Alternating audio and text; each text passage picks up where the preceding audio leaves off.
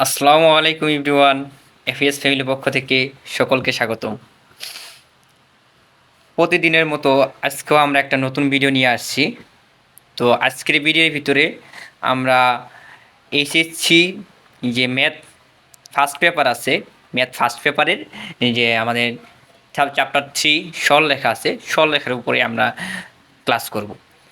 আর সরলরেখার উপরে আমরা শুরুতেই বলছিলাম যে সরলরেখাতে আমার 13টা ক্লাস নিব বা না 13টা টপিক নিয়ে আলোচনা করব, যাতে এই 13টা টপিকের মাধ্যমে তুমি সহজ উপায়ে সকল ধরনের বই বলো, সকল ধরনের গাইড বা সৃজনশীল সলভ করতে পারবা। ঠিক আছে, ইজিলি সলভ করতে পারবা।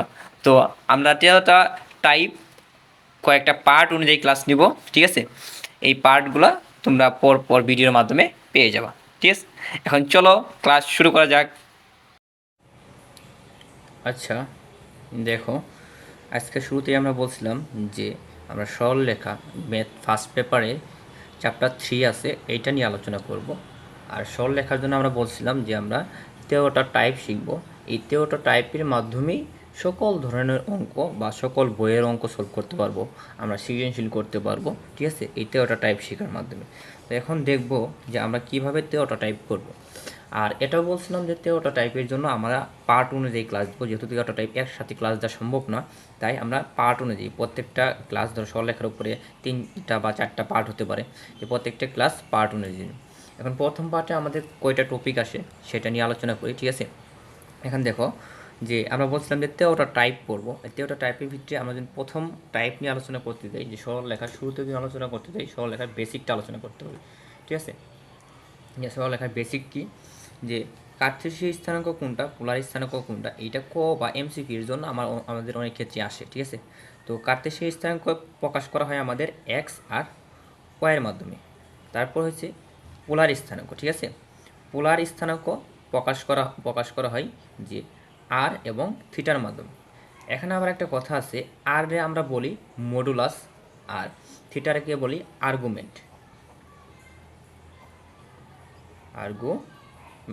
ঠিক আছে, এই আর্গুমেন্টের মান আবার আমাদের যে চতুর্ভাগ ছিল, তোমরা যে এই যে চতুর্ভাগ, একটা বিন্দুকে যদি আমরা অক্ষ বরাবর ভাগ করি, যে চতুর্ভাগে একটা এক্স অক্ষ একটা ওয়াই অক্ষ, ঠিক আছে, যদি ভাগ করি, আমাদের যদি প্রথম চতুর্ভাগে কি দেখো, যদি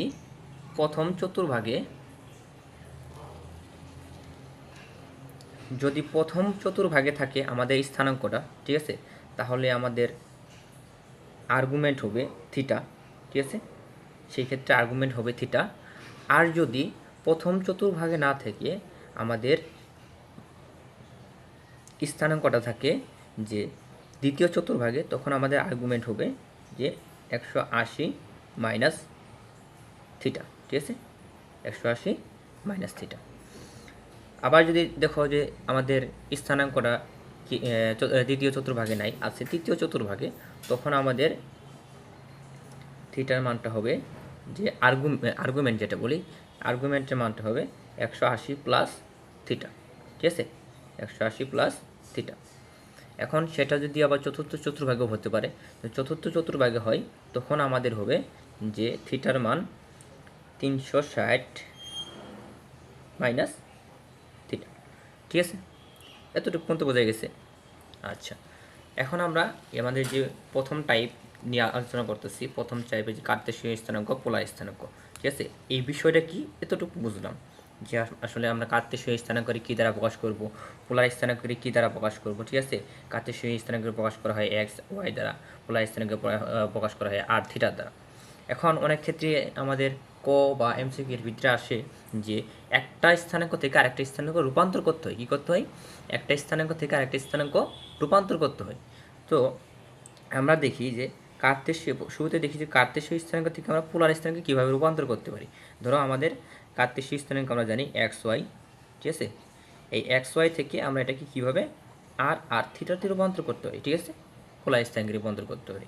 এর জন্য আমাদের একটা সূত্র আছে, যে আর নির্ণয় সূত্র হচ্ছে যে আর ইকুয়াল √/(x² + y²). যেহেতু তোমার এক্স আর ওয়াই এর মান জানা, তাহলে এক্স আর ওয়াই এর মান বসে তুমি আর এর মান নির্ণয় করতে পারবে। তারপর বলতে আছে আমাদের থিটার মান। ঠিক আছে, এই থিটা থিটার মান নির্ণয় সূত্র হচ্ছে যে tan inverse y by X. ঠিক আছে, এতটুকু পর্যন্ত বোঝা গেছে।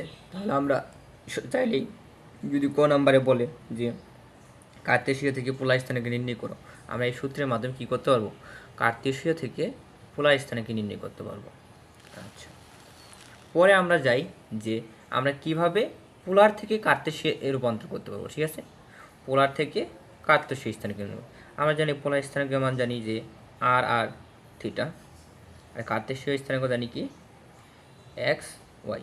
সো আমাদের আর আর থিটার মান যদি দেওয়া থাকে তখন আমরা কিভাবে যে এক্স আর ওয়াই এর মান বাই করব। ঠিক আছে, এখন আমাদের এটা নির্ণয় সূত্র হচ্ছে যে এক্স নির্ণয় সূত্র হচ্ছে যে আর কস থিটা, আর ওয়াই নির্ণয় সূত্র হচ্ছে যে আর সাইন থিটা। ঠিক আছে, এখন যদি তুমি কি করো, পোলার থেকে কার্তেশীয় স্থানাঙ্ক নির্ণয় করতে বলে ক বা এমসিকিউর ভিতরে, তখন তুমি এই সূত্র দিয়ে যে পোলার থেকে কার্তেশীয় স্থানাঙ্ক নির্ণয় করতে পারবো। ঠিক আছে, তো এটা আমাদের মূলত প্রথম টাইপ শেষ। এখন আমরা দ্বিতীয় টাইপে যাই।